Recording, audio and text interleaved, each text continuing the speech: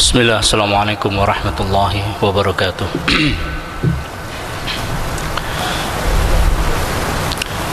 Innal hamdalillah nahmaduhu wa nasta'inuhu wa nastaghfiruh wa na'udzu billahi min shururi anfusina wa min sayyiati a'malina. Man yahdihillahu fala mudilla lahu wa man yudlil fala hadiya lahu. Asyhadu an la ilaha illallah wa asyhadu anna Muhammadan abduhu wa rasuluh. Qala Allah ta'ala fil Qur'anil azim, a'udzu billahi as-sami'il 'alim minasy syaithanir rajim. Bismillahirrahmanirrahim. Ya ayyuhalladzina amanu taqullaha haqqa tuqatih wa la tamutunna illa wa antum muslimun. يا أيها الناس اتقوا ربكم الذي خلقكم من نفس واحدة وخلق منها زوجها وبث منهما رجالا كثيرا ونساء واتقوا الله الذي تساءلون به والأرحام إن الله كان عليكم رقيبا يا أيها الذين آمنوا اتقوا الله وقولوا قولا سديدا يصلح لكم أعمالكم ويغفر لكم ذنوبكم ومن يطع الله ورسوله فقد فاز فوزا عظيما أما بعد فإن أصدق الحديث كتاب الله وخير الهدي هدي محمد صلى الله عليه وسلم وشر الأمور محدثاتها وكل محدثة بدعة وكل بدعة ضلالة wa kullu dhalalatin finnar. Ayyuhal ikhwah ma'asyiral muslimin rahimakumullah. Pada kesempatan pagi hari ini insyaallah kita akan melanjutkan bahasan kita. Kalau kita melihat di dalam kehidupan manusia,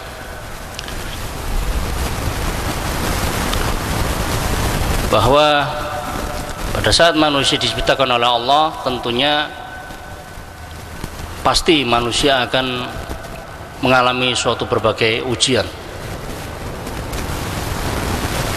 Dan salah satu ujian yang telah Allah berikan kepada setiap manusia, terutama bagi setiap orang mukmin, maka ujian itu adalah merupakan melalui perantara, yaitu salah satu makhluknya, yaitu dari golongan jin. Dari berbagai gangguan-gangguan yang dilakukan oleh golongan jin kepada manusia itu sangat banyak sekali, bermacam-macam. Kalau mungkin seringkali kita mendengar ada kata-kata sihir, ada kata-kata kesurupan jin. Namun ada satu gangguan lagi yang mungkin ada juga selain itu, juga ain. Kemudian ada satu gangguan lagi yang mungkin juga sangat tidak asing bagi kita. Kita mungkin seringkali mendengar ada istilah jin yang menyukai seseorang. Para ulama menyebut dengan istilah al-jinnul asyik, jin yang menyukai seseorang. Sedangkan gangguan yang dilakukan itu adalah masul asyik atau masul asyik, ya. Gangguan ini terjadi adalah salah satu kezaliman jin terhadap manusia, sehingga ketika hal ini terjadi pada saat ada suatu kelebihan yang dimiliki oleh seseorang menurut kelompok jin, yang tentunya itu adalah merupakan bagian dari kejahatan,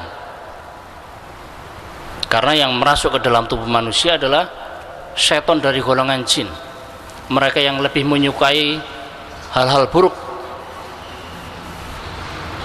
ya.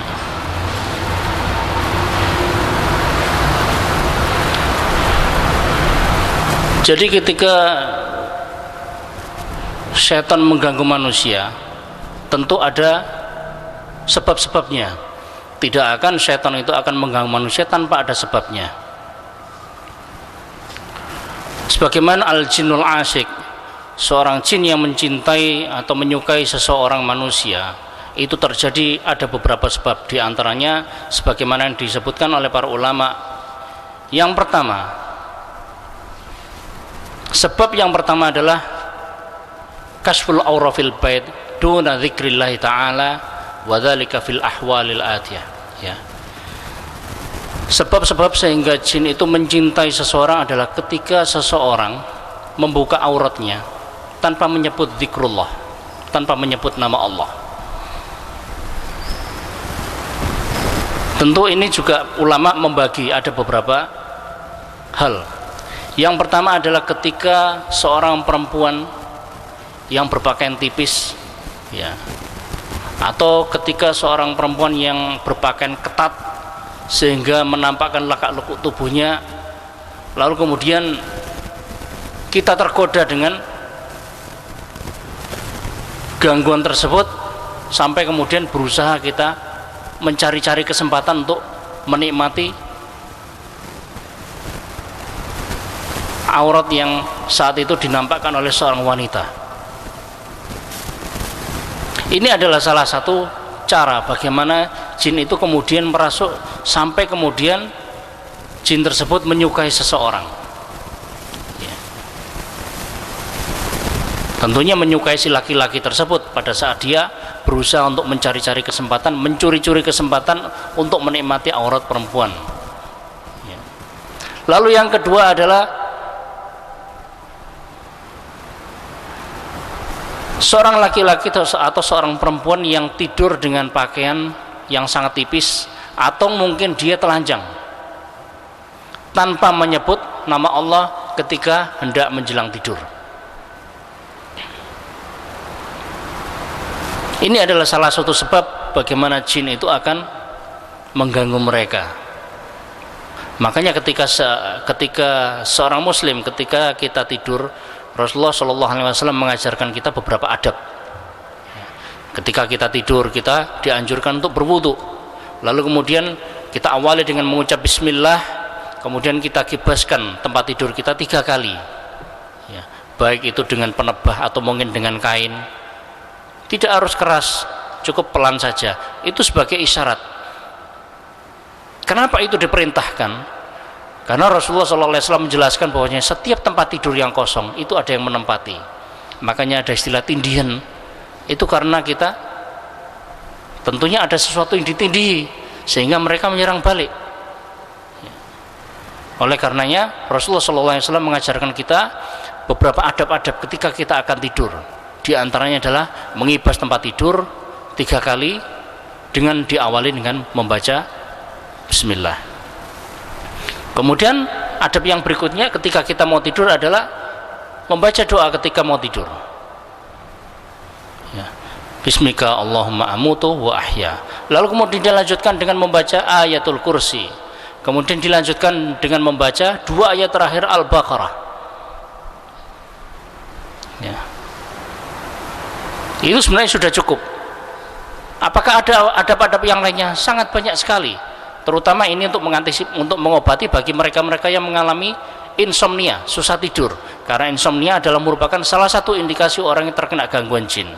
Adab-adab yang lainnya adalah dengan membaca surat Al-Mulk, atau dengan dilanjutkan lagi dengan surat As-Sajdah, ya. Ini adalah beberapa adab-adab yang perlu kita lakukan pada saat kita tidur. Ini adalah merupakan pagar diri, benteng diri kita dari segala gangguan setan, terutama pada saat kita tertidur lelap, di mana kejahatan sihir, para tukang sihir melakukan kejahatannya. Kemudian sebab yang ketiga adalah dukhul khala lil ghusl walil istihmam tuna dzikrillah ta'ala, ya. Salah satu sebab yang ketiga adalah ketika jin itu menyukai seseorang adalah pada saat seseorang masuk kamar mandi untuk untuk mandi atau mungkin untuk buang hajat, ya, tanpa diawali menyebut zikrullah pada saat ketika akan masuk ke dalam kamar mandi. Oleh karenanya kita seringkali melihat banyak sekali kasus yang terjadi ketika orang masuk kamar mandi tiba-tiba mengalami terpleset, terjatuh, sampai kemudian mengalami stroke mendadak, atau bahkan meninggal secara mendadak. Kalau istilah orang-orang kita sekarang istilahnya angin duduk, ya. Bagaimana itu bisa terjadi? Ya tentunya karena mereka tidak menjaga adab-adab Nabi. Kalaulah kita menjaga adab-adab Nabi, tentunya Allah pasti akan memberikan perlindungan pada kita. Sebagaimana disebutkan dalam salah satu hadisnya, Rasulullah SAW mengatakan, jadi setan akan mengganggu manusia pada saat setan itu mampu melihat aurat kita, aurat manusia. Dan mereka tentunya tidak akan bisa mengganggu manusia ketika mereka tidak dapat melihat aurat kita. Bagaimana aurat kita tidak akan nampak di hadapan mereka? Tentunya apa yang disabdakan oleh Rasulullah, beliau bersabda, "Sittur ma baina a'yunil jinni wa aurati bani Adam qaul bismillah." Batas penglihatan jin dan aurat Bani Adam adalah ketika seseorang menyebut nama Allah. Ini adalah merupakan salah satu dalil bahwasanya setan ketika melihat manusia tentunya karena seseorang lupa atau lengah dari zikrullah pada saat ketika akan melakukan sesuatu, terutama dalam hal ini adalah ketika masuk kamar mandi, ya, atau di tempat-tempat di mana setan banyak bersemayam. Sebagaimana yang telah kita ketahui, setan salah satu tempat yang Allah telah tempatkan bagi mereka adalah di dalam kamar mandi. Jadi kamar mandi ini adalah merupakan salah satu tempat dari jin kafir. Oleh karenanya kita dianjurkan, sangat dianjurkan sekali ketika kita akan masuk kamar mandi untuk membaca doa. Allahumma inni a'udzubika minal khubuthi wal khaba'ith. Ya Allah, aku berlindung padamu dari godaan setan laki-laki dan setan perempuan. Lalu kemudian kita dahulukan kaki kiri kita ketika kita masuk. Ya, begitu juga kita perlu juga untuk menjaga adab-adab di dalam kamar mandi. Tidak boleh berlama-lama di dalam kamar mandi. Tidak boleh menyebut nama Allah kecuali pada saat-saat tertentu, dan itu pun harus diucapkan dengan tidak menggerakkan lisan kita, kecuali hanya di dalam hati. Misalkan ketika kita berwudu, kita sangat-sangat dianjurkan untuk mengawali sebelum kita berwudu kita menyebut nama Allah. Dan ketika kita melakukan di dalam kamar mandi, ya tentunya kita ucapkan dalam hati, tidak perlu kita menggerakkan lisan kita. Lalu kemudian kita keluar dari kamar mandi, kita dahulukan kaki kanan, lalu kemudian kita menyebut nama Allah lagi, Ghufranak misalkan, ya. Ini adalah beberapa adab-adab yang tentunya harus kita perhatikan, ya. Dan ini adalah merupakan beberapa sebab-sebab di mana jin itu akan masuk ke dalam tubuh manusia sampai kemudian jin itu menyukai seseorang. Kemudian sebab yang keempat adalah ketika seorang laki-laki menyetubuhi istrinya tanpa menyebut nama Allah. Nah, ini sangat penting sekali, ya. Jadi salah satu adab adalah tentunya ketika kita akan menyetubuhi istri kita, jangan lupa kita juga perlu untuk menjaga adab-adab. Kita berwudu, lalu kemudian kita berzikir, ya. Pernah ada sebuah kasus di Surabaya tidak jauh dari kita. Sempat ada seorang sepasang suami istri, dia mempunyai 2 orang anak. Kedua anak ini mengalami autis. Subhanallah. Akhirnya kita mencoba untuk sempat saya berdialog dengan mereka berdua. Ternyata sampai mereka mempunyai kedua anak, bahkan anak tersebut yang pertama hampir menginjak masuk SMP, mereka tidak tahu bagaimana cara doa untuk berhubungan badan. Jadi selama ini mereka melakukan tanpa mengawalinya dengan berdoa. Qadarullah, kemudian inilah lalu Allah menguji mereka, ya, akibat dari perbuatannya Allah menguji mereka dengan dilahirkannya anak yang dalam keadaan sakit, ya. Jadi ini adalah merupakan salah satu peringatan bagi kita. Tentunya kita harus lebih berhati-hati, ya.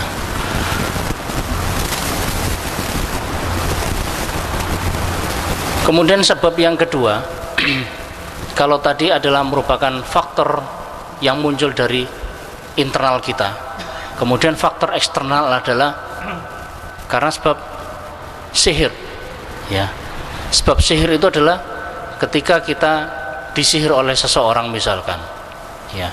Lalu kemudian pada saat seseorang itu terkena sihir, ya, namun karena perangai atau akhlaknya ini tidak bagus, ya, yang suka dengan kemaksiatan, suka dengan musik, ya, suka dengan hal-hal yang berbau negatif, ya.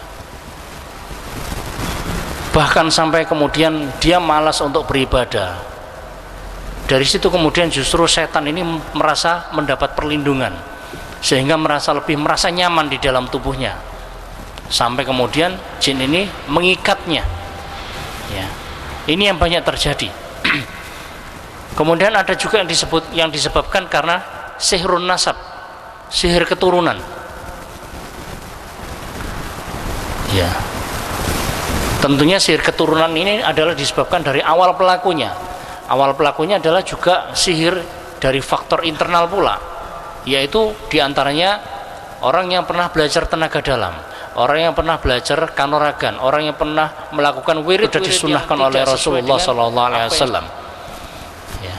Atau orang yang pernah mendatangi seorang dukun sampai kemudian dia mendapatkan sesuatu, baik itu raja-raja, jimat, atau mungkin susuk dan segala macamnya, ya. Yang tentunya amalan-amalan ini justru akan menghadirkan jin sampai kemudian merasuk ke dalam tubuhnya dan kemudian mengikatnya. Kemudian sihir yang tentunya dari faktor lainnya adalah sihirun nasab, ya. Sihirun nasab ini terjadi karena mereka keturunan dari pelaku ini tadi, ya. Para pelaku ilmu-ilmu tenaga dalam, para pelaku ilmu kanuragan, orang-orang yang pernah melakukan wirid-wirid yang tidak syar'i. Contohnya bagaimana wirid-wirid yang tidak syar'i? Mereka yang terbiasa membaca wirid Asmaul Husna, mereka yang terbiasa membaca wirid-wirid atau membaca ayat-ayat atau surat-surat tertentu yang dibaca dalam jumlah tertentu dan dibaca pada waktu-waktu tertentu, bahkan ada pula yang dibaca dengan cara tertentu. Contohnya bagaimana? Pernah ada sebuah kasus, saya pernah berdialog dengan dengan seseorang. Dia bertobat. Dia dulunya sangat gemar sekali melakukan pelet, mengguna-guna seseorang. Kemudian saya tanya, bagaimana caranya kamu bisa melakukan itu? Gampang sekali, saya ini justru dapat pengalaman ini, dapat ilmu ini dari pondok saya. Subhanallah, ilmu pelet didapatkan dari pondok, ya. Saya tidak sebutkan suratnya, khawatir nanti malah jadi fitnah, ya. Ada surat tertentu kemudian dibaca 7 kali dalam 1 kali nafas, dengan harapan ini bisa menurut mereka khasiatnya bisa untuk mengguna-gunai seseorang. Ini penyalahgunaan ayat. Ada juga salah satu ayat dari surat Al-Anfal kemudian dibaca setiap habis tahajud, diniatkan untuk seseorang, misalkan untuk si fulan, sampai pada waktu subuh datang. Apa yang terjadi? Ini ditujukan untuk membunuh. Jadi praktek-praktek perdukunan saat ini tidak seperti zaman dahulu yang dulu kita kenal dengan bahasa-bahasa yang tidak kita pahami. Sekarang justru setan-setan berwujud manusia, mereka ternyata menyalahgunakan ayat, disalahgunakan ayat itu, ya. Nah, cara-cara yang seperti ini kemudian justru bisa menghadirkan jin dalam tubuh mereka sampai kemudian mengikatnya. Ya.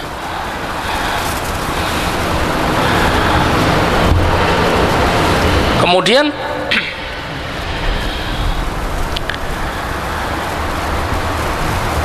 apa indikasi-indikasi yang terjadi pada seseorang yang mereka mengalami masul asyik, atau ketika dia mengalami disukai oleh seorang jin lover, ya.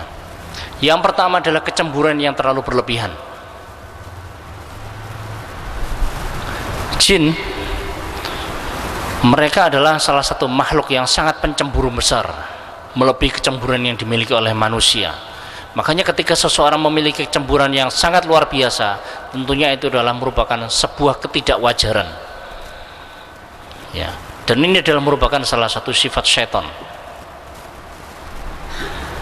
Seperti ketika seorang suami yang baru saja pergi bekerja, ini pernah terjadi, ya. Baru saja pergi bekerja, kemudian baru nyampe kantor, tiba-tiba ditelepon disuruh pulang.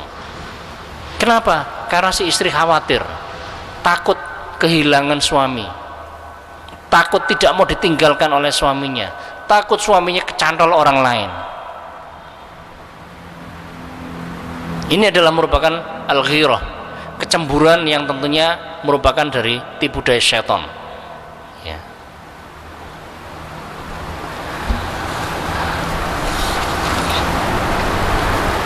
Kalau kita melihat kecemburuan jin di dalam yang mereka mengikat manusia sehingga manusia mengalami masul asyik, ya, disukai oleh jin. Jadi akibat dari jin yang menyukai seseorang ini sangat berdampak buruk yang sangat luar biasa. Apa yang terjadi? Biasanya ketika seseorang itu diikat oleh setan dari golongan jin atau disukai oleh sekelompok jin, mereka karena begitu cemburunya jin ini kepada manusia yang disukai tersebut, sampai-sampai mereka mengalami susah di dalam perjodohan, bahkan mereka mengalami susah di dalam keturunannya, ya. Ada perbedaan antara susahnya perjodohan yang mereka dialami oleh orang yang disukai oleh jin dengan sihir. Karena di dalam sihir sendiri juga ada yang namanya sihir tafrik, sihir pemisah, sehingga jangan sampai seseorang ini terjadi di dalam sebuah pernikahan mereka betul-betul mendapatkan kenikmatan yang sangat luar biasa di dalam rumah tangganya. Perbedaan yang terjadi antara masul asyik dengan sihir tafrik. Kalau masul asyik, orang akan diikat ketika dia baru akan dilamar seseorang, sehingga si perempuan atau mungkin si laki-laki, ya, melihat pasangannya yang akan dikhitbah.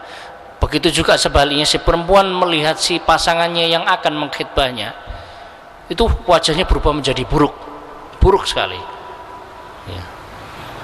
Atau terkadang tiba-tiba muncul rasa kebencian, rasa marah, bahkan tanpa disadari tiba-tiba dia mencela, menghujat seseorang sampai terjadinya si laki-laki ini pergi dan diharapkan supaya tidak sampai kembali. Ini cara-cara setan membuat tipu daya kepada orang yang disukai agar supaya tidak menikah dengan orang lain karena kecemburuannya.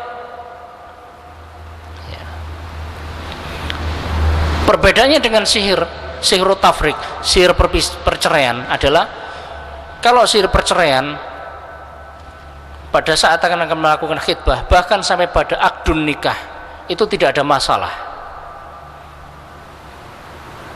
Namun di tengah-tengah atau pada awal-awal pernikahannya justru muncul gejolak sampai kemudian terjadi perceraian. Ini adalah karena sebab sihir, ya.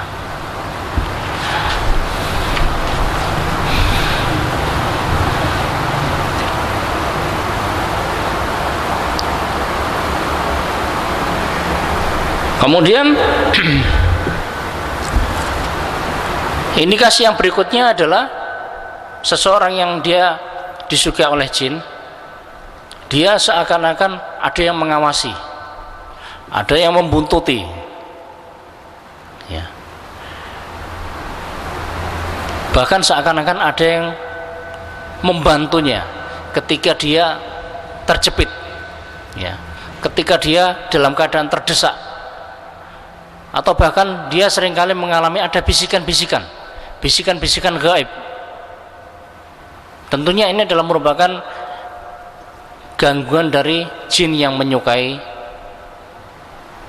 si wanita tersebut atau si laki-laki tersebut. Lalu kemudian indikasi yang berikutnya adalah dia melalui mimpi, yaitu mimpi ketika melihat ada seseorang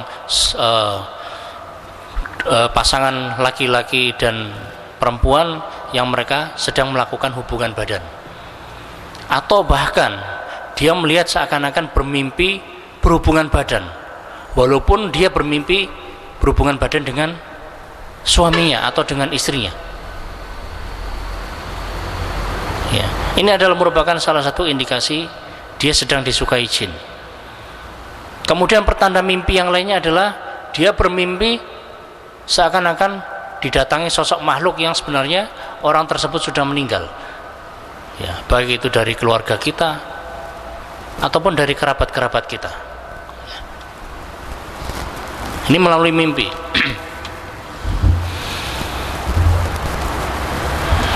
Lalu kemudian indikasi yang lainnya adalah dia banyak tidur.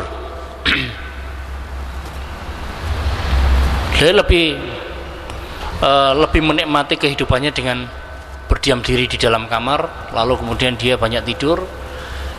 Dia lebih suka menyendiri. Bahkan ada juga yang sampai-sampai dia lebih suka pada kegelapan, lampu dimatikan, ya. Lalu kemudian mereka juga ada kasus yang mereka biasanya tidak suka pada kebersihan, kamar berantakan, kemudian mereka malas mandi. Bahkan ada juga justru sebaliknya, senangnya mandi terus, ya.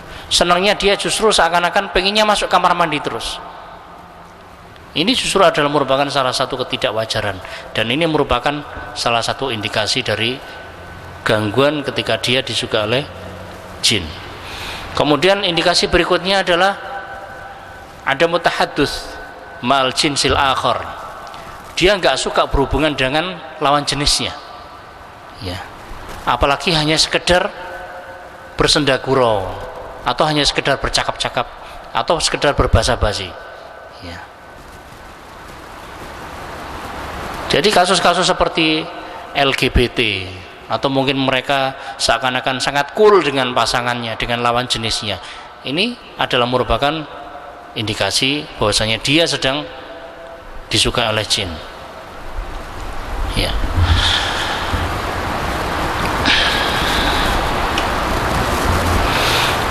Kemudian indikasi yang berikutnya adalah melihat adanya suatu penampakan,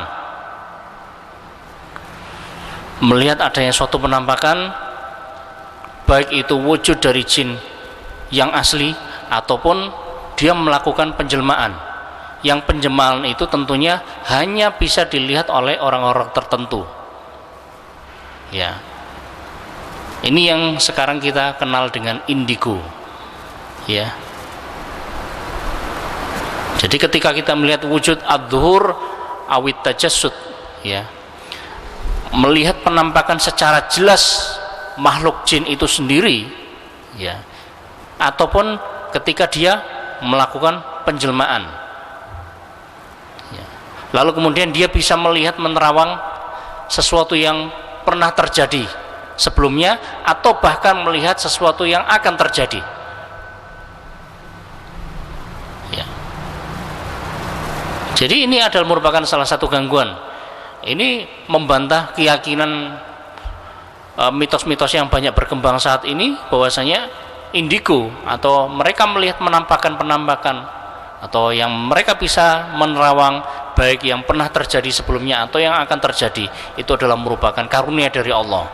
Padahal sesungguhnya itu adalah merupakan salah satu penyakit yang seharusnya tentunya ini harus segera diobati. Karena kemampuan seseorang ketika melihat wujud syaitan, ya, walaupun dia melihat wujud syaitan itu setelah melakukan penjelmaan, yang penjelmaan itu tentunya hanya bisa dilihat oleh beberapa orang tertentu yang sama-sama sakitnya, ini adalah tentunya menyelisih apa yang sudah difirmankan oleh Allah di dalam surat Al-A'raf ayat 27. Innahu yarakum wa qabiluhum min haitsu la taronahum. Sesungguhnya dia iblis dan kelompoknya syaitan mampu melihat kalian dari suatu tempat di mana sesungguhnya kalian tidak bisa melihat mereka. Artinya bahwasanya jin dan kelompoknya para setan mampu melihat manusia, namun sesungguhnya manusia tidak bisa melihat mereka, karena kita dengan mereka mempunyai alam yang berbeda. Artinya ketika seseorang mampu melihat mereka, ini karena ada alam yang sama di dalam tubuhnya sehingga dia bisa melihat jin. Jadi ini sangat bertolak belakang dengan fitrah yang telah ditetapkan oleh Allah Subhanahu wa taala. Kemudian ada sebagian orang yang berpendapat, wah ini Imam Asy-Syafi'i membolehkan. Imam Asy-Syafi'i yang mana? Pendapat yang mana? Padahal Imam Asy-Syafi'i juga telah membantah perkataan atau keyakinan tersebut, bahwasanya beliau mengatakan man za'ama annahu yaral jin, barang siapa yang mengaku bahwasanya dia telah melihat jin dalam bentuk aslinya, faqad abatolna syahadatahu, maka telah kami batalkan segala persaksiannya, tidak bisa dipercaya segala bentuk omongannya atau apalagi kesaksiannya, illa ayyakuna nabiyan, kecuali hanya dari seorang nabi, ya. Jadi kemampuan itu hanyalah merupakan salah satu mukjizat yang dimiliki oleh para nabi. Ini adalah merupakan salah satu pendapat imam madhab yang sangat masyhur, imam madhab yang banyak dianut oleh orang-orang kita, ya, yaitu Imam Asy-Syafi'i. Silakan, mungkin barangkali ada yang ingin ditanyakan, monggo.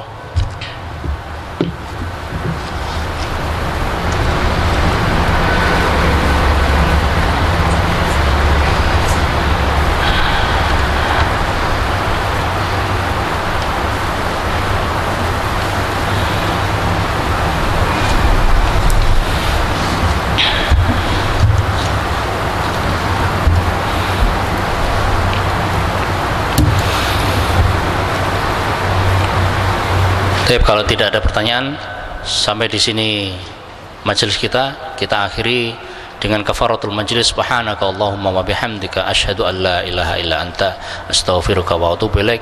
Wassalamualaikum warahmatullahi wabarakatuh.